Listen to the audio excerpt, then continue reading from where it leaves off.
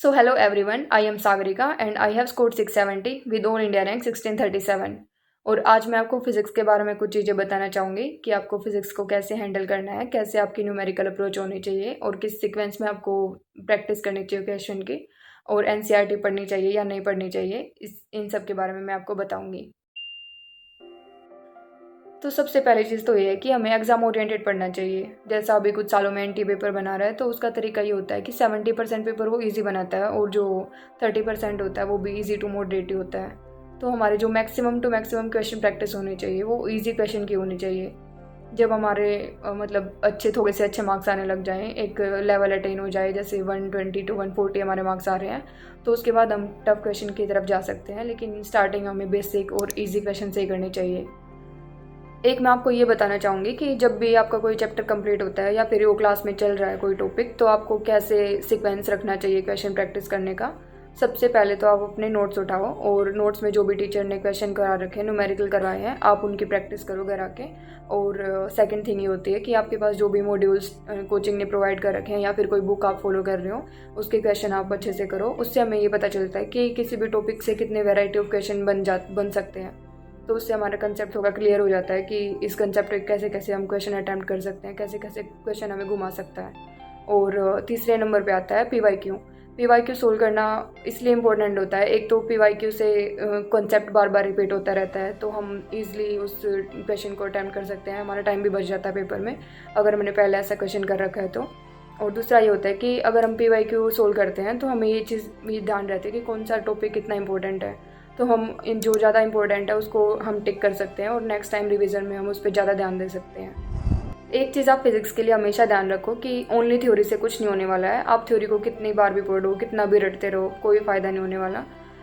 Physics में रटने के बस एक ही चीज़ होती है, फार्मूलाज। आप फार्मूलाज को टिप्स पे रखो और जब भी क्वेश्चन आता है फार्मूला बेस्ड, आप फार्मूला लगाओ और आंसर निकालो।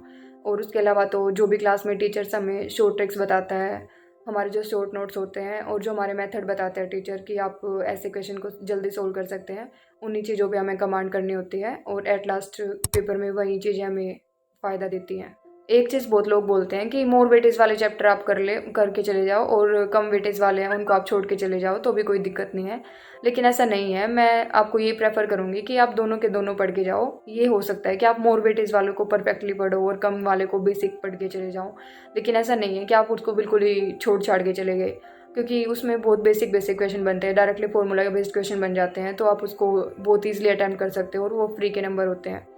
और अभी कुछ ऐसा ट्रेंड चला हुआ है कि जो छोटे छोटे चैप्टर अपने यूनिट डायमेंशन और ईएम वेव्स है, इनमें से बहुत ज़्यादा क्वेश्चन बन रहे हैं, तो आप उसको बहुत अच्छे से करके जाएं, क्योंकि हम छोटे समझ के इन चैप्टर को छोड़ देते हैं और फिर अभी दो दो तीन तीन क्वेश्चन, चार चार क्वेश्चन भी बन जाते हैं यूनिट डायमेंशन से। तो आप ऐसी गलती ना करें। अब बात करते हैं एनसीईआरटी की। तो एनसीईआरटी फिजिक्स की भी इम्पोर्टेंट होती है, लेकिन जितनी बायो और केमिस्ट्री की है उतनी भी इम्पोर्टेंट नहीं है, क्योंकि इसमें ज़्यादातर पोर्शन न्यूमेरिकल का होता है, तो लाइन टू लाइन थ्योरी ना भी पढ़े तो कोई दिक्कत नहीं होती। लेकिन कुछ थ्योरेटिकल चैप्टर ऐसे होते हैं जिनसे थ्योरेटिकल क्वेश्चन बनते हैं, उनको हमें पढ़ लेना चाहिए। जैसे मॉडर्न फिजिक्स है, सेमीकंडक्टर है, मैग्नेटिज्म है और एसएचएम है, ईएम वेव्स है, इन सबको हमें पढ़ लेना चाहिए एनसीईआरटी से।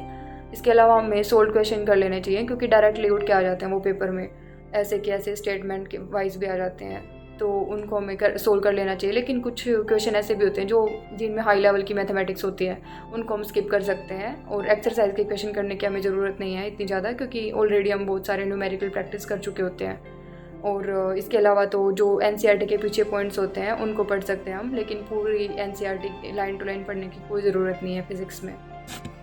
एक चीज़ मैं आपको ये बोलना चाहूँगी कि आप अगर कम स्कोर कर रहे हो, जैसे जो नॉर्मली लोग स्कोर करते हैं 60-70 फिजिक्स में, तो आप एकदम से एक्सेल नहीं कर सकते कि आपने सोचा कि हमें तो 70 आ रहे हैं, मैं सीधा 180 ले आऊँ, 170 ले आऊँ। ऐसा नहीं हो सकता है, पॉसिबल ही नहीं है ये।